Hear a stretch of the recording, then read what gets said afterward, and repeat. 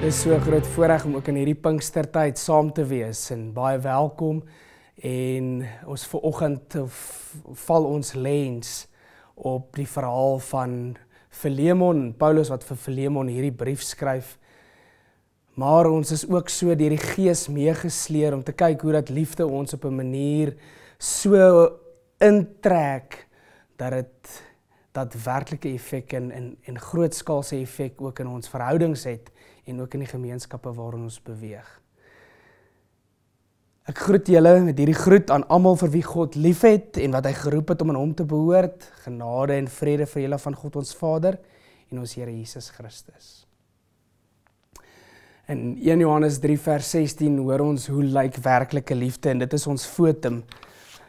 1 Johannes 3 vers 16 ons lees daarvan af vers 13. Broers, moenie verbaas wees as die wêreld julle haat nie. Ons weet dat ons klaar uit die dood na die lewe oorgegaan het, want ons het ons broers lief.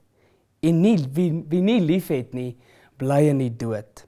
Hieraan weet ons wat liefde is. Jesus het sy lewe vir ons afgelê en ons behoort ook ons lewens vir ons broers af te lê. Ons teksgedeelte is uit Filemon en ons lees daar vanaf vers 6 en dan net gedeeltes wat ons uit seleksie, ek sal die verse so aankondig.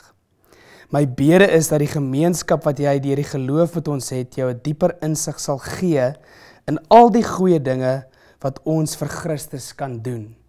Jou liefde het vir my groot vreugde en blymoediging gebring, omdat jy, broer, die harte van die gelowiges verkoop het. Daarom, al het ek in Christus die volste reg om jy op jou plig te wys, doen ek liewer 'n beroep op jou op grond van die liefde. Dit doen ek, Paulus, wat 'n ou man is en nou ook 'n gevangene ter wille van Christus Jesus. Ek doen 'n beroep op jou in belang van my kind Onesimus. Hier in die gevangenis het ek sy geestelike vader geword. Voorheen was hy vir jou nie bruikbaar nie, maar nou is hy baie bruikbaar, sowel vir jou as vir my. Ek stuur hom na jou toe terug en my hart gaan saam met hom. Wat my betref, ek sou hom graag by my wou hou, totdat hy in my plek kan dien, terwyl ek ter wille van die evangelie 'n gevangene is. Maar ek wou niks sonder jou instemming doen nie, sodat jou weldaad nie uit dwang sou wees nie, maar uit vrye keuse. Miskien was hy 'n kort tydjie van jou weg, juis sodat jy hom vir altyd sou terugkry. Nou nie langer net as slaaf nie, maar meer as 'n slaaf, as 'n geliefde broer. Dit is besonderlik vir my, hoeveel te meer sal dit dan nie vir jou wees nie, as mens en as broer in die Here. Dus, as jy my as deelgenoot in die geloof beskou, ontvang hom net soos jy my sou ontvang. As hy jou enige skade aangedoen het of iets skuld, sit dit op my rekening. En dan in vers 20, dan sê hy, ja broer, in die naam van die Here bewys my hierdie guns. Maak my hart bly soos 'n broer in Christus. En ek skryf aan jou in die vertroue dat jy sal doen wat ek vra. En ek weet ook dat jy selfs meer as dit sal doen. En dan sê hy vir Filemon, hou vir my 'n gastekamer of huisvesting gereed, want ek wil graag by jou kom besoek aflê. En hy hoop dat hy God se antwoord, want ek hoop dat God in antwoord op julle gebede my aan julle sal teruggee. Nou hierdie gedeelte is 'n gedeelte, amper een van die mees radikaalste briewe wat Paulus ooit geskryf het. En as 'n mens hierdie verhaal volg van Filemon, wat 'n Romeinse man is, 'n Romeinse burger in Kolosse, wat vir een of ander rede het sy slaaf Onesimus, dat heel waarskynlik iets gebeur wat veroorsaak het dat Onesimus geloop het. Ons weet nie presies wat die rede daarvoor is nie. Maar hy is saam met Paulus in die tronk en waarskynlik om hom hulp te vra. En in hierdie proses het hy 'n volgeling geword van Jesus. En hier sit Paulus in 'n baie moeilike situasie en dat hy vra nie net vir Onesimus hy vra net vir Filemon om Onesimus terug te ontvang nie, maar meer nog om hom as broer in Christus te ontvang. En hoe hy dit doen is, hy begin met 'n openingsgebed. In die eerste 7 verse is dit hierdie openingsgebed.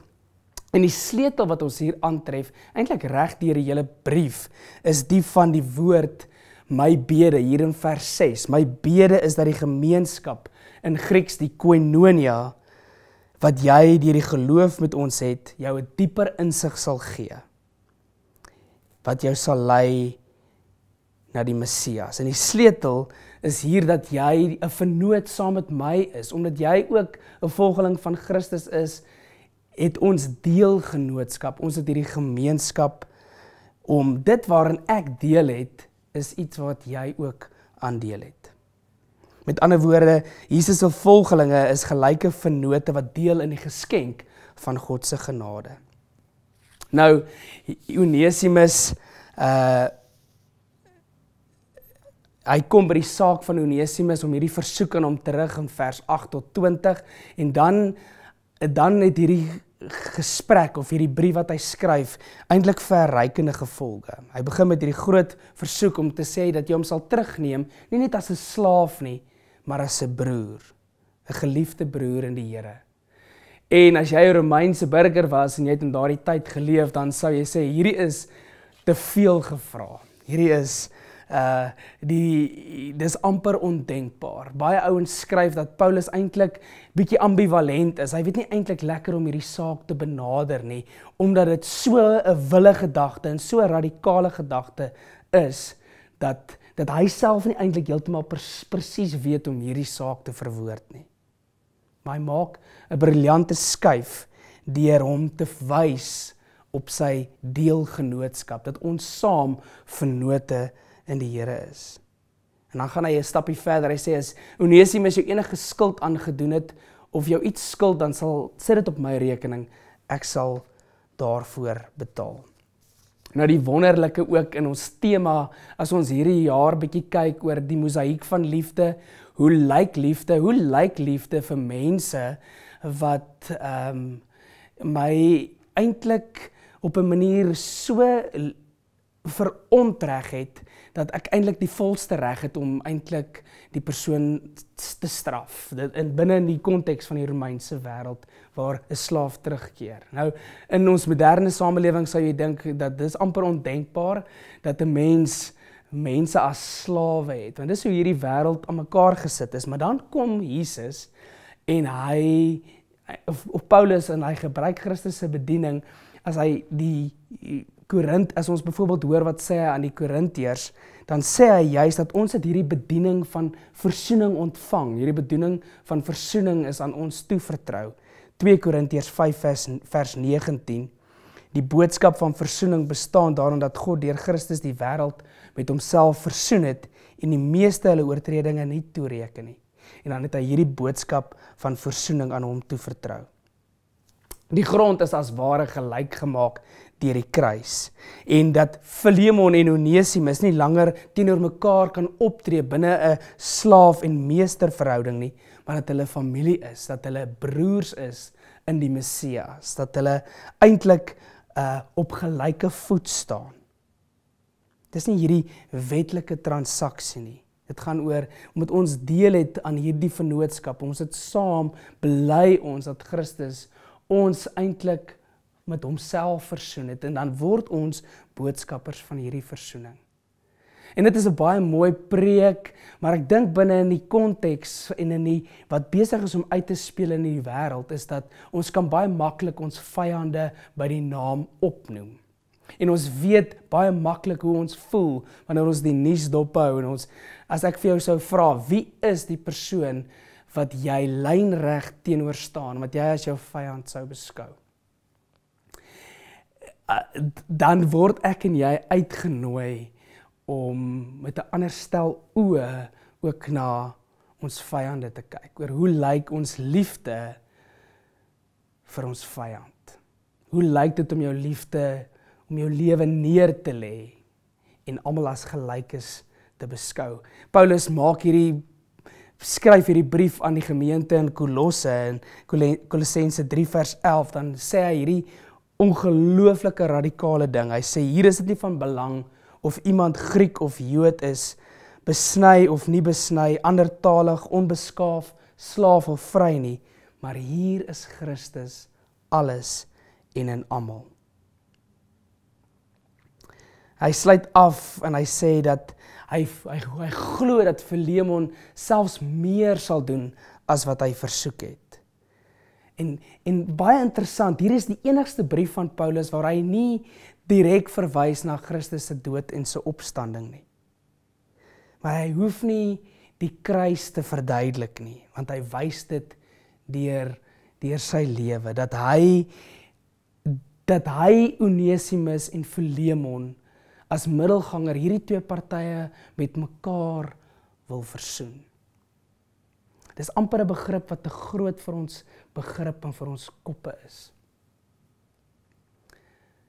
Dit is iets wat ons miskien verstaan of ons bely, maar wanneer ons in die hitte van die oomblik daarmee gekonfronteer word, dan is dit bitter moeilik. Dis ondenkbaar om iemand wat jy in die Romeinse wêreld wat jou slaaf was, om hom as 'n gelyke sosiale eweknie te beskou.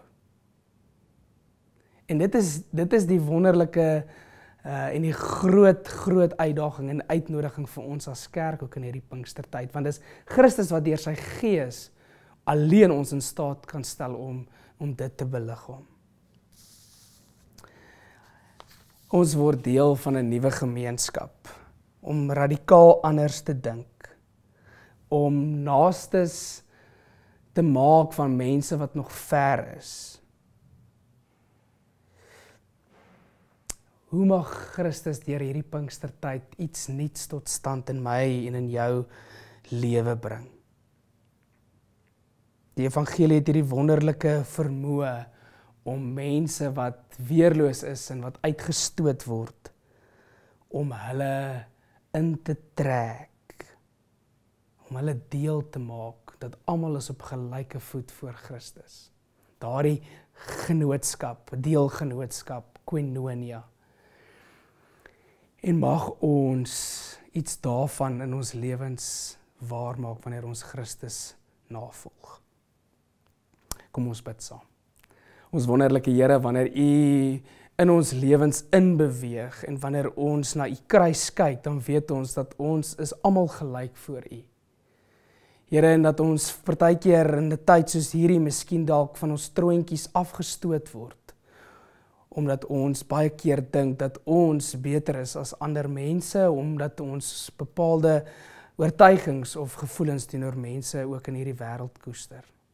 Maar dan word ons eintlik weer gekalibreer deur hierdie liefde en hierdie bediening van die versoening, dat ons almal op gelyke voet voor U is, en dat ons ook U vergifnis en versoening ontvang het en dit so broodnodig het.